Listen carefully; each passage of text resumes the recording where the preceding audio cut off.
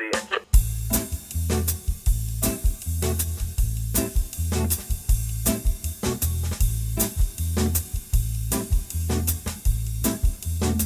voici 10 ans déjà. André, bonjour. Bonjour Alain. Vous êtes docteur en électronique et il y a tout juste 10 ans, vous lanciez une boîte qui s'appelle Voltacap, un bureau d'études en électronique avec un autre pur produit de l'école d'ingénieurs de Limoges, mais en mécatronique. C'était votre associé à ce moment-là, Kevin Abraham. Pourquoi la création d'entreprise à la sortie même de vos études ? La création d'entreprise, elle a toujours été omniprésente chez moi, puisque j'avais un père qui était entrepreneur, jusqu'à ce qu'il prenne sa retraite. Donc c'est vrai que j'ai toujours été familier avec ce domaine-là. Et puis après, il y a des questions de liberté d'entreprendre, de pouvoir faire ce qui nous plaît et être animé au quotidien par des volontés de faire des choses différentes de celles des autres. On est d'accord, entrepreneur, c'est pas un métier, c'est un état d'esprit. C'est un état d'esprit, tout à fait. Alors justement, il y a tout juste 10 ans, nous étions avec la caméra de cette à Limoges venus vous voir dans le bâtiment central de la Technopole Esther. J'avais l'impression que vous aviez aménagé avec un chausse-pied tellement il y avait peu de place autour des machines et nous parlions à ce moment-là cursus et attractivité. Regardez. En 2013, j'ai attaqué une thèse de doctorat avec le laboratoire XLIM. Et en partenariat avec Thales Communication. Donc je suis resté plus ou moins dans la région puisque j'oscillais entre Limoges, Brive et Gennevilliers. Et puis finalement, à l'issue de cette thèse de doctorat, le dynamisme de la région et tout ce que ça pouvait apporter sur le plan personnel que professionnel m'ont incité à créer Voltacap avec Kevin. Vraiment, ce qui est dimensionnant dans notre métier, c'est de découvrir chaque métier, chaque client, chaque besoin et de se fondre dans des projets qui sont fondamentalement différents les uns des autres. Chaque jour est complètement différent grâce à cette diversité de projets et de clients. Là, on est sur un prototypage pour un casque audio Bluetooth qui est destiné à des sports d'hiver et notamment le ski. Donc effectivement, on a une dimension assez artisanale puisque les prototypes ne peuvent pas être réalisés avec des machines ou difficilement. Et donc on est obligé effectivement de câbler les composants électroniques à la main. Alors, toujours un bureau d'études pour Voltacap et j'ai l'impression que c'était vraiment du sur-mesure au début, de la petite série, même pas de la série, parfois c'était une pièce unique. On voit un prototype là à l'écran dans le reportage. Aujourd'hui, c'est toujours du sur-mesure, mais avec des séries un peu plus importantes. Tout à fait, on s'est adapté aux besoins de nos clients, aux besoins du marché. On continue d'avoir un volet sur lequel on accompagne des personnes sur des opérations sur mesure, vraiment à tout ce qui touche à de la conception de produits électroniques d'une manière générale. Et on a également un second volet dans lequel on accompagne ces mêmes personnes ou d'autres personnes qui disposent de produits à composantes électroniques sur des opérations de duplication de série où il y a des notions de récurrence et de dupliquer les choses en plus grande quantité. Alors, qui sont vos clients ? Où est-ce que l'on retrouve votre travail au final ? Je vous demande pas de nom, je sais qu'il faut être discret dans votre métier. Nos clients, ils se trouvent partout en France et les pays francophones. Ouais, un peu à l'extérieur aussi. Un petit peu. Ouais, j'ai entendu de quelques destinations autour de la Méditerranée pour des produits très, très spécifiques.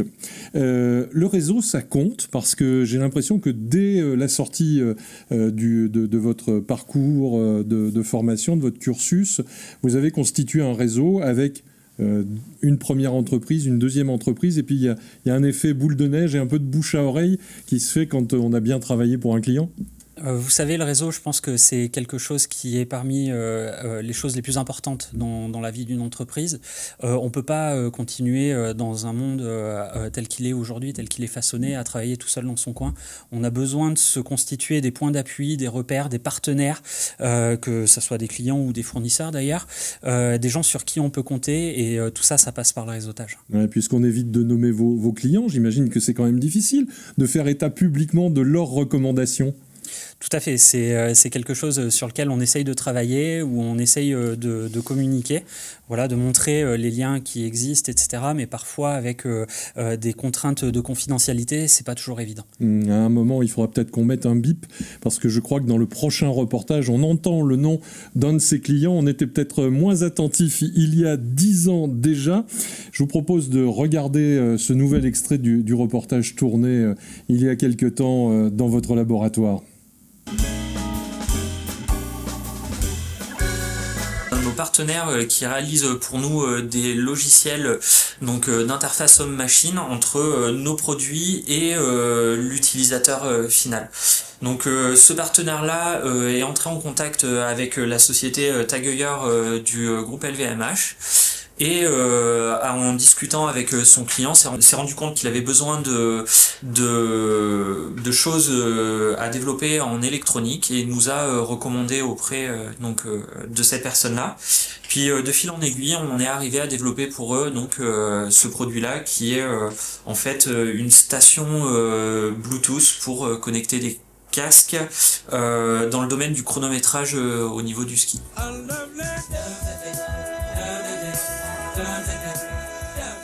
J'adore cette chanson, c'est vraiment un très très joli jour.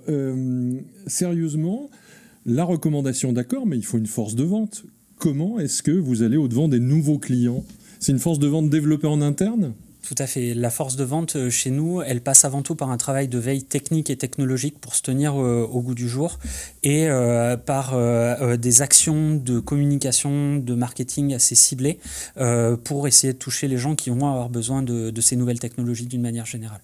Localement, on a des laboratoires de recherche, on a des industriels, ce sont aussi vos clients. On a parlé de toute la France et un peu de l'étranger, mais localement, est-ce qu'il y a un marché pour vous ? Localement, il y a un marché, tout à fait, et plus que des clients, ce sont des partenaires et parfois même des fournisseurs, pas seulement des clients. On parle parfois d'un écosystème, il est valable pour vous aussi ? Tout dépend de ce qu'on cache derrière le mot écosystème. Il y a effectivement un écosystème local dans lequel on s'inscrit et avec d'autres entreprises avec lesquelles on travaille. Est-ce que c'est un écosystème qui s'autosuffit ? Non, c'est clairement non. Est-ce que par contre ça pose des bases vers des choses qui s'ouvrent sur plus grand, national, international ? Clairement oui. Je pense qu'il faut savoir faire poker face à un moment quand un client important prend contact avec vous. Et là, il faut dire « Oh !» Ok, alors qui me l'a recommandé ? Comment est-ce qu'il est arrivé ici ? C'est quelque chose aussi, la discrétion qui compte. Comment est-ce que vous l'assumez, cette discrétion-là, dans votre entreprise ? C'est assez naturel pour nous de rester discret vis-à-vis des besoins de nos clients, etc. Ça a toujours été une composante importante de notre métier, des choses sur lesquelles on a été alerté très très tôt depuis la création de l'entreprise. Donc j'ai envie de dire, on ne se pose plus trop la question aujourd'hui. C'est vraiment naturel et on traite tous les clients sur un même pied d'égalité, que ce soit des petites structures, des startups avec des produits très présents et avec beaucoup de publicité, ou au contraire des plus grands groupes avec des produits plus stratégiques et avec des composantes confidentielle un peu plus importante. On les traite tous de la même manière. Malgré ce besoin de confidentialité, j'aimerais que vous nous disiez où sont vos circuits, dans quel type de machine. Je sais qu'avec les gens de la filière céramique, vous avez des outils qui vont piloter des installations de cuisson. Dites-moi-en un peu plus. J'aimerais savoir où votre matière grise fait fonctionner les choses. Alors, notre matière grise, elle fait fonctionner les choses essentiellement dans tout ce qui est automate et Internet des objets, donc qui vont être des objets connectés. On a des cartes électroniques qui sont des instruments de pesage, par exemple, d'autres qui sont dans de la e-mobility pour des vélos à assistance électrique. On en a encore d'autres qui vont être dans des cabines d'analyse d'échantillons ADN. Voilà, c'est vraiment très varié. Aujourd'hui, nous, nos cartes électroniques, elles partent vraiment dans tous les produits qui contiennent de l'électronique, quel qu'il soit, à de rares exceptions près, sous couvert de réglementation. Alors, on ne s'en rend pas compte, mais dans notre vie électronique, nous sommes désormais cernés par les cartes électroniques, parce qu'il n'y a pas un appareil qui fonctionne sans un petit cerveau électronique pour la logique et son bon fonctionnement. Tout à fait, vous êtes cerné aujourd'hui par l'électronique, vous pouvez en avoir dans tout ce qu'on connaît, les smartphones, les objets connectés, les montres connectées, avec parfois des applications médicales. Vous en avez partout qui nous entourent aujourd'hui sur ce plateau. Oui, ici pour régler la lumière, on a une carte électronique. Oui. Exactement, vous en avez absolument partout dans les véhicules, dans les appareils de cuisson, l'électroménager, et de plus en plus, j'ai envie de dire, avec l'avènement de l'IA, ça va continuer à s'accentuer. C'est un marché sans fin ? Je dirais peut-être pas un marché sans fin, mais c'est un marché qui a de belles perspectives de croissance dans les décennies à venir. Alors, parce que vous avez déjà beaucoup de boulot, vous vous êtes dit, tiens, on va s'en mettre une petite couche supérieure en lançant une nouvelle société. Alors, c'est une activité de niche à l'intérieur, à côté de Voltacap. Il y a peu de temps, vous avez lancé une boîte qui s'appelle Kiwitronic, et je vous propose de découvrir, parce que c'est super intéressant ce que vous allez découvrir, je vous propose de découvrir quelqu'un qui va sûrement faire du bien à votre âme et à votre cœur. Regardez.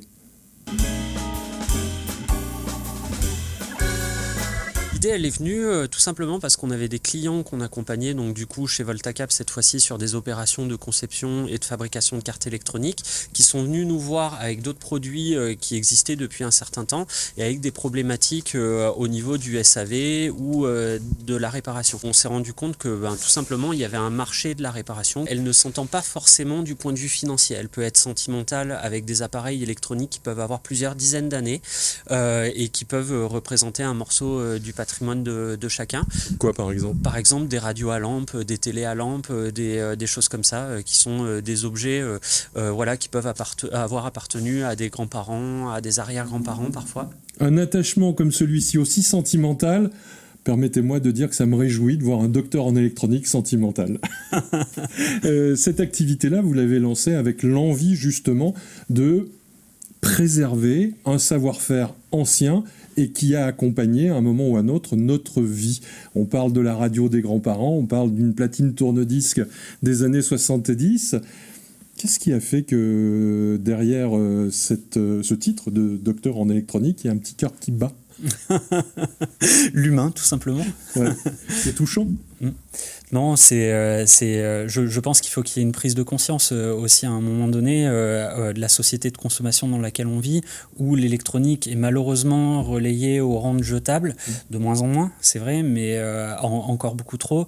Il faut savoir que pour faire des circuits électroniques, on puise énormément dans les ressources naturelles, essentiellement par l'exploitation minière avec les métaux, etc. Et que tout ça, malheureusement, il y en a une certaine quantité, il y a une fin, et que parfois des objets, on peut prolonger la durée de vie assez facilement pendant longtemps avec, encore une fois, comme c'était dit à l'instant, avec des enjeux sentimentaux ou des enjeux financiers ou d'autres enjeux qui nous échappent aujourd'hui. Merci André d'avoir répondu à notre invitation. On se retrouve prochainement pour un autre numéro de 10 ans déjà, parce que ici, on a de la mémoire et on est attaché aux choses anciennes.